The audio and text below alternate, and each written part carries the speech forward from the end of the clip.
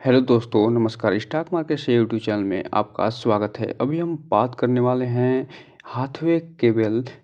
Datacom limited share की, क्योंकि इससे संबंधित जो Q3 का रिजल्ट इसका आना था वो फ़िलहाल जारी कर दिया गया है। तो हम इस वीडियो में देखने वाले हैं कि Q3 का जो रिजल्ट आया है उसका ये इस शेयर पे क्या प्रभाव पड़ा है, और जो Q3 का रिजल्ट आया है उसमें इसने कैसा परफॉर्मेंस दिखाता हुआ नज़र आया है, और क्या ये जो एक्सपेक्टेशन लगाए गए थे वो बीट करता हुआ नज़र आ रहा है या नहीं। इसका जो नेट प्रॉफिट है वो कितना है, इसका जो प्रॉफिट फॉर द पीरियड है वो कितना है, इन सब चीज़ों पे हम इस वीडियो में चर्चा करने वाले हैं। साथ ही साथ जाते जाते हम इसका जो टारगेट बताया जा रहा है, जो रेसिस्टेंट बताया जा रहा है, और जो इसका सपोर्ट प्राइस बताया जा रहा है उसे भी हम देखने की कोशिश करने वाले हैं। तो चलिए दोस्तों, बिना किसी देरी के वीडियो शुरू करते हैं। दोस्तों, आप यहाँ पर देख रहे हैं जो रिज़ल्ट जारी हुआ है वो फ़िलहाल 16 तारीख को जारी हुआ है। अब हम चलते हैं, इसे देखने का प्रयास करते हैं। तो दोस्तों, ये रहा वो रिज़ल्ट जो कि 16 तारीख को जारी हुआ है, और इसमें हम देखने वाले हैं जो इस शेयर का जो कंसोलिडेटेड रिज़ल्ट होता है उसकी, क्योंकि जो कंसोलिडेटेड रिज़ल्ट होता है उसमें जो अदर सब्सिडीज़ कंपनियाँ होती हैं वो सारे के सारे कंपनियों का जो डेटा होता है वो इसमें शामिल करके फिर कंसोलिडेटेड रिज़ल्ट निकाल के सामने आता है। तो हम इसमें कंसोलिडेटेड रिज़ल्ट को ही देखने वाले हैं। इसका कंसोलिडेटेड रिजल्ट देखने से पहले थोड़ा सा इसके एंटिटी के बारे में अगर हम बात कर लें, इसके सब्सिडीज़ के बारे में बात कर लें, तो यहाँ पे आप देख रहे हैं जो पेरेंट कंपनी है जिसका नाम Hathway cable and datacom limited है, जिसका जो Q3 का रिजल्ट आया है जिसे अभी हम देखने वाले हैं, वही कंपनी की यहाँ बात हो रही है कि वो एक पेरेंट कंपनी है। और उसकी अगर हम सब्सिडरी कंपनी की बात करें तो इसमें Hathway Bhawani cable datacom limited है, जो कि मार्केट में ये भी कंपनी लिस्टेड दिखाई देती है। इसके अलावा जो हाथवे डिजिटल लिमिटेड शेयर है, इसके अलावा आप और नीचे जाएंगे तो हाथवे नासिक केबल है, हाथवे कोकिन क्रिस्टल है, चैनल इंडिया नेटवर्क है, चेन्नई केबल विजन है, और यहाँ पे आप देखते चले जाइए कि ये सारे जो हैं ये इसके सब्सिडरी हैं, और ये जो ज्वाइंट वेंचर जिनके साथ ये करती हुई नज़र आ रही है, ये Hathway channel, Hathway cable MNC, Hathway letter, Hathway ICE television, Hathway Sonali, अर्थात कहने का मतलब ये है इसमें लगभग 22 टोटल कंपनियां हैं जो कि हाथवे डाटाकॉम के साथ काम करती हुई नज़र आती हैं, चाहे वो सब्सिडी के रूप में हो, एसोसिएट्स के रूप में हो, या ज्वाइंट वेंचर के रूप में हो। और इसी से संबंधित जो डेटा निकल के सामने आया है, जो Q3 का रिजल्ट का डेटा निकल के आया है, वो कंसोलिडेटेड रिजल्ट में दर्शाया गया है। तो चलिए हम अब उसे देखने का प्रयास करते हैं, जिसके बारे में यहाँ भी बताया गया है कि कंसोलिडेटेड फाइनेंशियल रिजल्ट। यहाँ पर देख रहे हैं कि ये जो सेगमेंट दिखाई दे रहा है कंसोलिडेटेड रिजल्ट का, वो फिलहाल Q3 का सेगमेंट है 2023 का, अर्थात दिसंबर 2023 का सेगमेंट है, और ये सितंबर 2 का सेगमेंट है, और ये दिसंबर 2022 का सेगमेंट होता हुआ दिखाई दे रहा है, जो कि पिछले साल Q3 का रिजल्ट इसमें दर्शाया गया है, और उससे संबंधित डेटा भी इसमें दर्शाए गए हैं। और ये सारे के सारे जो डेटा देख रहे हैं आप, ये फिलहाल सारे के सारे करोड़ में दर्शाए गए हैं। तो यहाँ पे अगर हम सबसे पहले बात करें इसके रिवेन्यू फ्रॉम ऑपरेशन की, अर्थात जो इसका मेन बिजनेस है जिससे ये रिवेन्यू प्राप्त करती है उसकी, तो यहाँ पे आप देख रहे हैं जो इसका Q3 का रिजल्ट आया है उसमें ये 504 करोड़ का टोटल कारोबार करती हुई नज़र आ रही है, और उससे रेवेन्यू प्राप्त करती हुई नज़र आ रही है, जबकि पिछले सेम क्वार्टर में 478 करोड़ का ये कारोबार करी थी, और सितंबर 2022 के क्वार्टर में ये 483 करोड़ का कारोबार करती हुई नज़र आई थी, और रेवेन्यू फ्रॉम ऑपरेशन प्राप्त करती हुई नज़र आ रही थी। तो इस हिसाब से आप देख रहे हैं कि ये ईयर ऑन ईयर बेस पे भी अच्छा खासा परफॉर्मेंस दिखा रही है, और क्वार्टर ऑन क्वार्टर बेस पे भी ओके परफॉर्मेंस दिखाते हुए नज़र आ रही है। वहीं अगर हम बात कर लें इसके टोटल इनकम की, तो इसका जो टोटल इनकम है जो क्वार्टर ऑन क्वार्टर बेस पे भी अच्छा खासा बढ़ोतरी दिखाई दे रहा है, लगभग 16 करोड़ का, और ईयर ऑन ईयर बेस पे भी लगभग ये 31 करोड़ की इसमें बढ़ोतरी दिखाई दे रही है। तो इस हिसाब से आप देख रहे हैं कि इसके इनकम में न केवल क्वार्टर ऑन क्वार्टर वृद्धि दिखाई दे रही है, बल्कि ईयर ऑन ईयर भी ठीक ठाक यानी ओके परफॉर्मेंस करता हुआ दिखाई दे रहा है। अब हम अगर बात कर लें इसके जो टोटल एक्सपेंस है उसकी, तो यहाँ पे आप देख रहे हैं ये जो चूँकि इसके जो टोटल इनकम रहा है Q3 के रिजल्ट में वो 535 करोड़ का टोटल इनकम रहा है, लेकिन ये 512 करोड़ का टोटल एक्सपेंस करती हुई नज़र आ रही है Q3 का रिजल्ट यानी दिसंबर 2023 में, जबकि ये सितंबर 516 करोड़ का टोटल इनकम प्राप्त करी थी और 494 करोड़ का ये टोटल एक्सपेंस करती हुई नज़र आई थी। वहीं अगर हम बात करें दिसंबर 2022 में, तो इस कंपनी ने जो दिसंबर 2022 में 504 करोड़ का टोटल इनकम प्राप्त करी थी और 484 करोड़ का टोटल ये एक्सपेंस करती हुई नज़र आ रही थी। तो इस हिसाब से आप देख रहे हैं कि इसका जो टोटल एक्सपेंस है उसमें न केवल ईयर ऑन ईयर बेस पे वृद्धि दिखाई दे रही है मामूली सी, बल्कि क्वार्टर बेस पे भी मामूली सी वृद्धि दिखाई दे रही है। अब हम अगर बात कर लें कि जो टोटल इनकम में से टोटल एक्सपेंस घटाने पे कितना जो प्रॉफिट प्राप्त हो रहा है, तो यहाँ पे आप देख रहे हैं तो लगभग 23 करोड़ के आसपास इसको प्रॉफिट होता हुआ नज़र आ रहा है, जिसमें अभी टैक्स को नहीं घटाया गया है। जबकि जो सितंबर 2023 का क्वार्टर बीता था उसमें ये 22 करोड़ 61 लाख का टोटल प्रॉफिट करती हुई नज़र आई थी। वहीं दिसंबर 2022 में ये फिलहाल 20 करोड़ का प्रॉफिट करती हुई नज़र आई थी। तो इस हिसाब से आप देख रहे हैं कि टैक्स देने से पहले, एक्सेप्शनल आइटम देने से पहले इसे क्वार्टर बेस पे भी मामूली सी इसमें बढ़ोतरी दिखाई दे रही है, लगभग 2 करोड़ की। वहीं ईयर ऑन ईयर बेस पे भी इसमें अच्छी खासी वृद्धि दिखाई दे रही है, लगभग 2 करोड़ की। जबकि क्वार्टर की बात करें तो इसमें मामूली सी वृद्धि दिखाई दे रही है, लगभग 30 से 40 लाख की। तो इस हिसाब से आप देख रहे हैं कि ये जो कंपनी है ये फिलहाल ओके परफॉर्मेंस करती हुई नज़र आ रही है। वहीं अगर हम बात कर लें प्रॉफिट बिफोर टैक्स की, तो ये जो कंपनी है फिलहाल इसका जो प्रॉफिट बिफोर टैक्स है जिसमें एक्सेप्शनल आइटम्स भी जोड़े गए हैं, वो ये बता रहे हैं कि ये जो कंपनी है उसमें एक्सेप्शनल आइटम जुड़ने के बाद इसका जो Q3 का जो प्रॉफिट है दिसंबर 2023 का,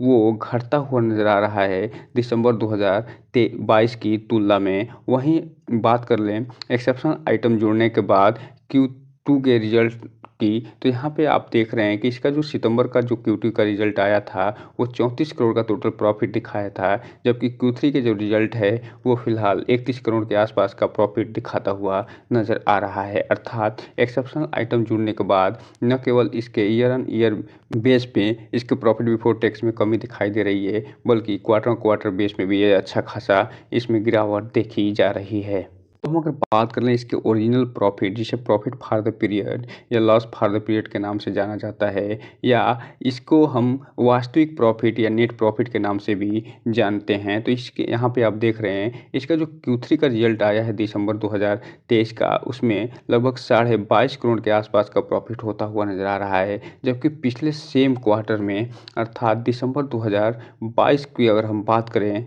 तो उसमें ये लगभग 29 करोड़ का प्रॉफिट करती हुई नज़र आई थी। और ये इसलिए हुआ था क्योंकि इसमें इस साल ये कंपनी ने टैक्स कम दिया था, जबकि इस साल ये यानी दिसंबर 2023 में ये टैक्स अच्छा खासा देती हुई दिखाई दी थी। और ये जो एक्सेप्शनल आइटम थे वो भी दिसंबर 2000 अच्छे खासे जुड़ते हुए दिखाई दिए थे, जबकि दिसंबर 2023 में ये कम जुड़ते हुए दिखाई दे रहे हैं। इसलिए ये जो ईयर ऑन ईयर बेस पे इसके परफॉर्मेंस में कमी दिखाई दे रही है। जबकि अगर हम क्वार्टर बात करें तो ये जो 20 करोड़ से बढ़ के फिलहाल इसका जो नेट प्रॉफिट है वो 22.5 करोड़ के आसपास पहुंचता हुआ दिखाई दे रहा है। तो यहाँ पे आप देख रहे हैं इसका जो नेट प्रॉफिट है या प्रॉफिट फॉर द पीरियड है वो ईयर ऑन ईयर बेस पे तो उतना बढ़िया परफॉर्मेंस नहीं दिखाया है, लेकिन क्वार्टर बेस पे ठीक ठाक परफॉर्मेंस करता हुआ नज़र आ रहा है। अब हम अगर बात कर लें इसके अर्निंग पर शेयर की, तो यहाँ पे आप देख रहे हैं इसका जो अर्निंग पर शेयर दिखाई दे रहा है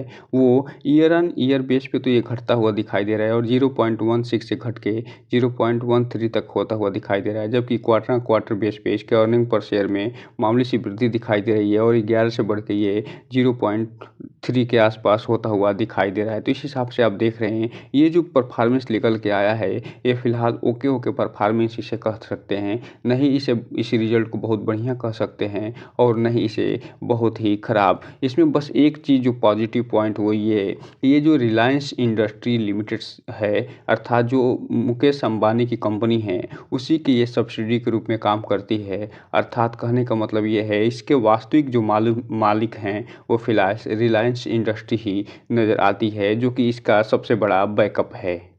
अब हम अगर बात कर लें आज की डिलीवरी पैटर्न की, तो यहाँ पे आप देख रहे हैं कि बीएसई पे जो टोटल क्वांटिटी ट्रेड हुई है, वो लगभग 29 लाख शेयरों की टोटल ट्रेडिंग हुई है और ये इसमें से मात्र 6,27,000 ही डिलीवरी उठती हुई नज़र आ रही है, जो ये बता रहा है कि इस कंपनी में जो ट्रेडर हैं, वो रिजल्ट आने के बाद अच्छे खासे प्रॉफिट बुक करते हुए नज़र आए हैं और जो इन्वेस्टर हैं मात्र 21 से 22% ही डिलीवरी उठाते हुए नज़र आ रहे हैं। हम अगर बात कर लें इसके रेसिस्टेंट के साथ साथ इसके सपोर्ट प्राइस की, तो यहाँ पे आप देख रहे हैं इसका जो रेसिस्टेंट दिखाई दे रहा है सबसे बड़ा, वो 24 रुपये 51 पैसे का रेसिस्टेंट दिखाई दे रहा है और इसी के आसपास ये जाती है और फिर वापस आ जा रही है और ये जो वर्तमान में 24 रुपये के आसपास जो ट्रेड कर रही है, वो उसी के आसपास ट्रेड करती हुई नज़र आ रही है। अर्थात ये 24 रुपये जो 51 पैसे का अगर रेसिस्टेंट तोड़ता है, ये 26 रुपये के आसपास पहुँचता हुआ नज़र आ सकता है। अगर कोई इसमें बहुत बड़ी न्यूज़ निकल के आ जाती है,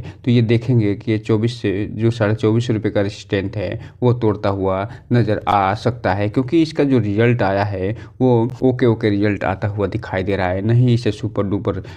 हिट कर सकते हैं और नहीं इसे बहुत ही घटिया बोला जा सकता है। वहीं अगर हम बात करें इसके सपोर्ट प्राइस की, तो इसका जो सपोर्ट प्राइस है फिलहाल 23-23.5 रुपये का ये सपोर्ट लेती हुई नज़र आ रही है और इसी सपोर्ट पे फिलहाल ये टिकती हुई भी नज़र आ रही है और बार बार इसी को सपोर्ट लेके आगे बढ़ने की कोशिश करती है। लेकिन ये जो रेसिस्टेंट है 24.5 रुपये का, इसको पार नहीं कर पा रही है। लेकिन जैसे ही ये सपोर्ट लेके ये रेसिस्टेंट पार करेगी, आप देखेंगे कि अच्छा खासा इसमें मूव आ सकता है। लेकिन अगर इसमें मार्केट जो नेगेटिव सेंटिमेंट पिछले 2 दिनों में देखा गया है, वैसा कुछ नेगेटिव सेंटिमेंट आता है, तो देखेंगे इसमें गिरावट भी हो सकती है और ये जो 23 रुपये 26 पैसे और 22 रुपये 94 पैसे का ये जो सपोर्ट दिखाई दे रहा है, इसे भी लेती हुई नज़र आ सकती है। चूँकि अभी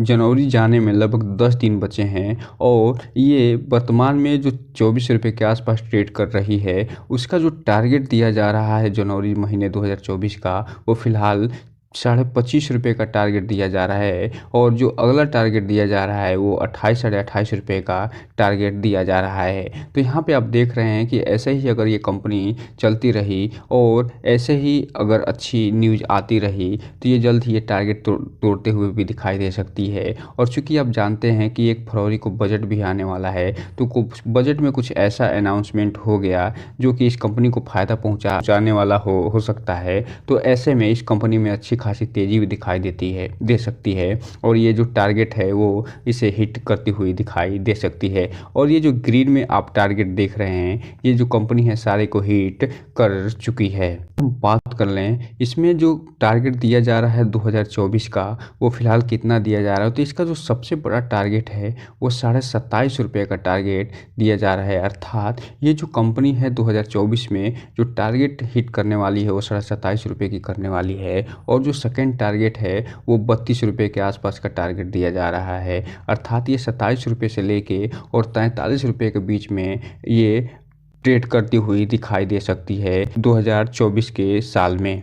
लेकिन अगर इसमें किसी कारण गिरावट आती है, तो ये जो कंपनी है फिलहाल जो 24 रुपये के आसपास दिखाई दे रही है, ये 15 रुपये का जो डाउन टारगेट दिया जा रहा है उसे भी टच करती हुई नज़र आ सकती है। लेकिन चूंकि आप जानते हैं कि ये जो मुकेश अंबानी के बैकअप वाली कंपनी है, जिसमें अच्छे खासे शेयर होल्डिंग लेके बैठे हैं, जो कि इस कंपनी को सबसे मजबूत कंपनी बनाने के लिए बहुत ही काफ़ी है, क्योंकि जो मुकेश अंबानी की रिलायंस इंडस्ट्री लिमिटेड है, उसका जो मार्केट कैप ही है इतना बड़ा है, वो जिसका फ़ायदा इस कंपनी को भी आने वाले समय में मिलता हुआ नज़र आएगा, क्योंकि ये एक तरीके से कहा जाए तो सब्सिडी के रूप में काम करती हुई नज़र आती है। और इससे संबंधित जो भी न्यूज़ निकल के आता है, चाहे रिलायंस से संबंधित कोई भी न्यूज़ निकल के आता है, तो उसका फ़ायदा इस कंपनी को भी मिलता हुआ दिखाई देता है। यहीं पे अगर हम बात कर लें आज के चार्ट पैटर्न की, तो ये जो इसका जो चार्ट पैटर्न दिखाई दे रहा है, ये बता रहा है कि आज इसमें जो 19 तारीख को लगभग 24 रुपये 5 पैसे पे बंद होता हुआ दिखाई दिया है, जो कि 1% की तेज़ी इसमें दिखाई दी है। जबकि 5 दिन के चार्ट पैटर्न की बात करें तो 1% की गिरावट है। 1 महीने में इस शेयर ने 14% का रिटर्न निकाल के दिया है। जबकि 6 महीने की बात करें तो 6 महीने में ही इसने अपने शेयर होल्डर को लगभग 56% का रिटर्न निकाल के दे दिया है। वहीं अगर हम बात कर लें ईयर टिल डेट की, तो ईयर टिल डेट में मात्र 11% का ही रिटर्न निकाल के इस कंपनी ने दिया है अपने शेयर होल्डर को। तो दोस्तों आप यहाँ पे देख रहे हैं ये जो कंपनी है, फिलहाल इसका जो Q3 का रिजल्ट आया है ओके ओके निकल के आया है। और ये जो कंपनी है आने वाले भविष्य में अगर अच्छा खासा ग्रोथ दिखाती है और रिलायंस इंडस्ट्री इस पे मेहरबान होती हुई नज़र आती है, जियो फाइनेंस इस पे मेहरबान होता हुआ नज़र आता है, तो इस कंपनी में अच्छी खासी मूव भी आ सकती है, अच्छे खासा ग्रोथ भी आ सकता है। तो दोस्तों ये रहा आज का वीडियो। इस चैनल को लाइक और सब्सक्राइब करें और बेल आइकन हिट करना तो बिल्कुल ना भूलें, ताकि नए जो वीडियो की अपडेट्स आपको ऐसे ही समय समय पे मिलता रहे। जय हिंद दोस्तों।